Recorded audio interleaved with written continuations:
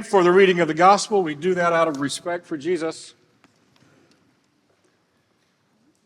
As we celebrate generosity, we remember that Jesus appoints us to bear fruit. One of the most effective ways to do so is through generous living and giving. We read the gospel together. Jesus said, "This is my commandment, that you love one another as I have loved you.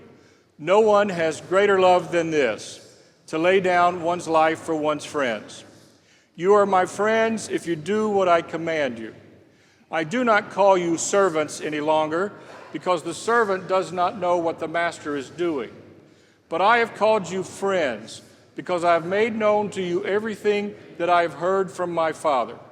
You did not choose me, but I chose you, and I appointed you to go and bear fruit, fruit that will last, so that the Father will give you whatever you ask him in my name. I am giving you these commands so that you may love one another." The gospel of the Lord. You may be seated. This past month at Lutheran Church, during worship, we've been celebrating generosity. And today, in this worship service and in the potluck luncheon following, we celebrate generosity.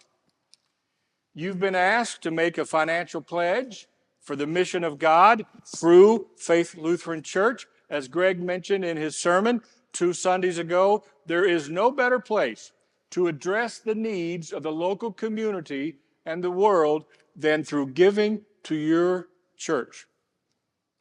So we ask ourselves, is the characteristic of generosity working in us? How do we show generosity in our lives? What can we do to develop a mindset of generosity? So this is more than making a pledge commitment. This is really about a way of life. Because generosity is proof of our trust, our reliance in God. Giving is an act of worship, which is why we received your pledges during this worship service rather than having you just mail them to the church office.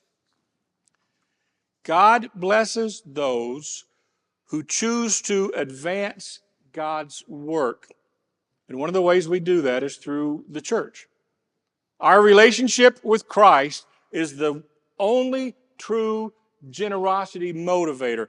Guilt, consumerism, obligation, manipulation, none of that works. We are only effectively motivated by obedience, never by manipulation. And that's why there's never any manipulation here at Faith Lutheran Church. All right. That is enough theology, enough money talk. Let me share with you 4 examples of generosity that I have experienced as a pastor, especially in the churches I've served. And just 4, we could be here all day giving examples of generosity. I could talk about what the church has done, even in the last year, feeding over 5,000 people through the pantry, the $20,000 we sent to hurricane relief in upper East Tennessee and Western Carolina. Every time we go to the shelters or to CARM, just all sorts of generous examples. But let me share with you 4 ways to celebrate generosity.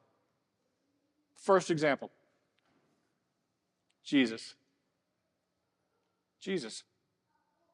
We recognize that generosity is a willingness to give freely without expecting anything in return. And Jesus, of course, is the greatest example of that, the greatest model ever of generosity. He embodies the essence. He is generosity. He is the prime example of selflessness, compassion, sacrificial giving. What does generosity look like? Look to Jesus. Here's a second example of generosity that I have experienced in congregations. It happened in my finance committee of the first church I served down in Texas. Oh, the finance committee. God bless every church finance committee. Or another way to say that is the finance committee, God bless. So 7 members of our finance committee at dear old Peace Lutheran Church faced the challenge, the unexpected challenge of paying for air conditioning repair bill that was not budgeted. A repair bill of $465, and this is in Houston, and if you don't have air conditioning in Houston, you don't have church. We had already exceeded our maintenance budget for the year, account balances were dangerously low. The finance committee, I can remember every one of them. See their faces, I know their names. Retired salesman, a banker, Juanita, a teacher, a housewife, a small business owner, an insurance agent, and a retired farmer, Mr. Ludwig. For 45 minutes, this finance committee discussed all these options about paying for this air conditioning repair bill. Should they borrow the money? Should they postpone a utility payment? Should they reallocate budgeted resources from other ministries? They considered all these options, even having a bake sale or a dinner or a special offering. They suggested going to our wealthiest member and asking for a special donation, although he had been inactive for years and never showed any indication of wanting to do anything to help out the church. Finally, the teacher, Juanita, just shook her head at the impasse that they had come to, and smiling, Juanita suggested that they just stop talking, stop thinking, and just pray. Pray to God to see if God would provide another way. That is why you want a teacher on every church committee. They get things done. After a few moments of prayer, she looked around the room at her friends, her fellow church members, some of these people she had known for years, and she said, "Look, y'all, we all realize that any one of us could write a check for the full $465, and it would not make any major difference in our lifestyle, our comfort, or our financial security." And so after she said that, she pulled out her checkbook out of her purse, and she wrote a check for $465 to the church. Then she said, "Anyone who wants to join me, you can add your check too, and we will earmark the surplus for the children's ministry." 4 others followed her lead, and 2 wrote checks of $200 and $100 respectively. The result of her inspiring and generous leadership, the air conditioner bill was paid, and the children's ministry had an unexpected $2,160 to launch some new initiative to teach faith to future generations. There is no end to what the church can accomplish for the purposes of God when the sharp awareness of the assets and the resources and the talents that God has given to us supersedes our fear of scarcity, obsessively focusing on needs and problems and shortages. Celebrate generosity means generously and responsibly placing ourselves and our resources to serve God. Third example of celebrate generosity. This happened in my church that I just served before coming here, my church in the Atlanta area. And the area around All Saints Lutheran Church had occasional transients and homeless people and street people that often asked for handouts. And a lot of times when we pulled up in the morning, they would be sleeping in the church patio.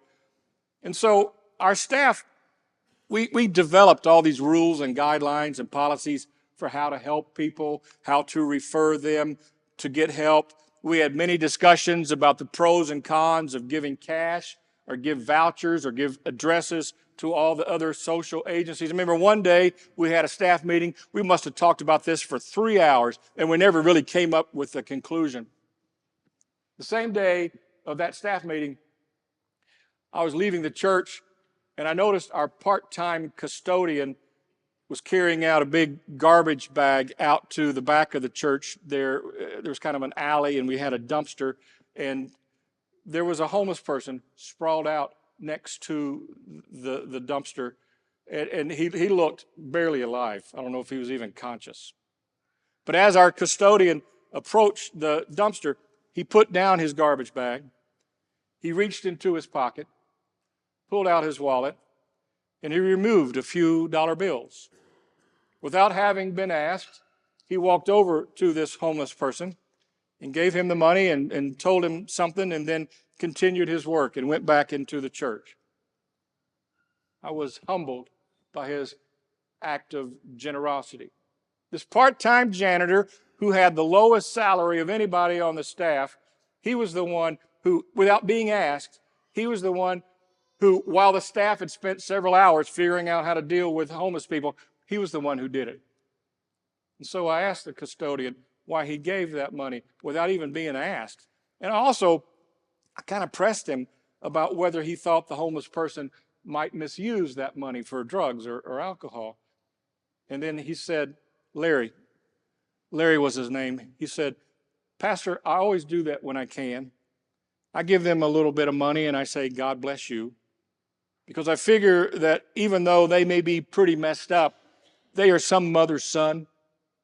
They are some father's child. So I give them something. What they do with the money, well, they have to answer to God about that. I just have to answer to God about what I do with mine. He was caught doing good, wasn't he? Celebrate generosity and praise God. Final example. Celebrate generosity happened here at dear old Faith Lutheran Church, but over across the parking lot in our old building when we used to worship next door. So this has been probably 20 years ago.